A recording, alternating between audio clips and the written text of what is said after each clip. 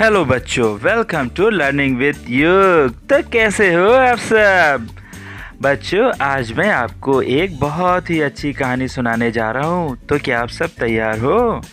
चलो शुरू करते हैं। बहुत समय पहले की बात है। एक दूर जंगल में घना पेड़ था। वहाँ में बहुत सारे कबूतर रहते थे। पता है बच्चों? फिर एक दिन एक शिकारी वहाँ से गुजरा। उसने देखा कि पेड़ पर बहुत सारे कबूतर बैठे हुए हैं। यह देखकर शिकारी के मन में लालच आया। उसने सोचा क्यों ना इन कबूतरों का शिकार किया जाए। उसको एक तरकीब सूझी। उसने पेड़ के चारों तरफ कुछ दाने बिखा दिए। उसके बाद उन दानों में एक जाल भी छुपा के रख दिया।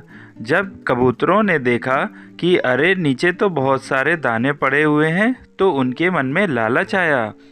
पर उन कबूतर में एक कबूतर ऐसा था जिसको लगा कि पेड़ के आसपास इतने सारे दाने अचानक कहाँ से आ गए।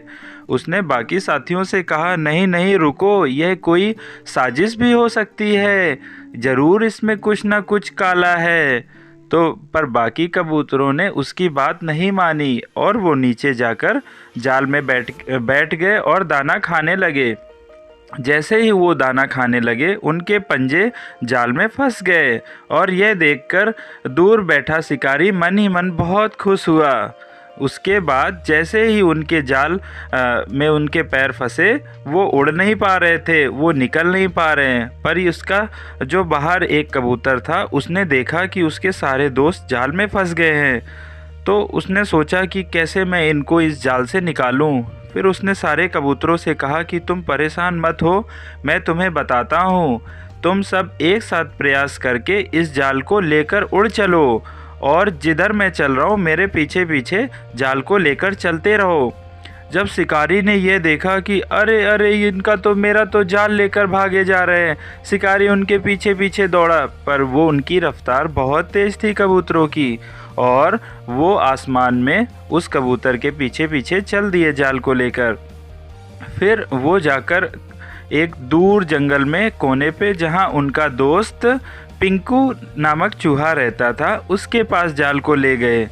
तो जब जाल पिंकू के पास गया तो उनमें जो एक कबूतर बाहर था, उसने पिंकू से मदद मांगी कि पिंकू मेरे दोस्तों की मदद करो, वो सब जाल में फंस गए हैं, उनको बाहर निकालना ज़रूरी है।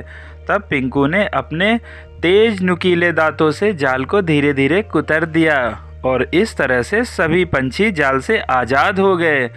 तो बताओ बच्चों, इस कहानी से हमें क्या शिक्षा मिलती है? दिमाग लगाओ लगाओ बच्चों। नहीं समझ में आया? चलो मैं ही बता देता हूँ। इस कहानी से हमें ये शिक्षा मिलती है बच्चों कि हमें किसी भी मुसीबत में घबराना नहीं चाहिए और एक साथ सामूहिक प्रयास से मुसीबत से बाहर आ जाना चाहिए। अर्थात एकता में ही शक्ति होती है, क्योंकि लालच करने से कभी कुछ नहीं मिलता है। ठीक है बच्चों? तो मिलते हैं नेक्स्ट वीडियो में। तब तक मेरे चैनल को लाइक और सब्सक्राइब करते रहिए। Bye bye kids. Bye bye kids.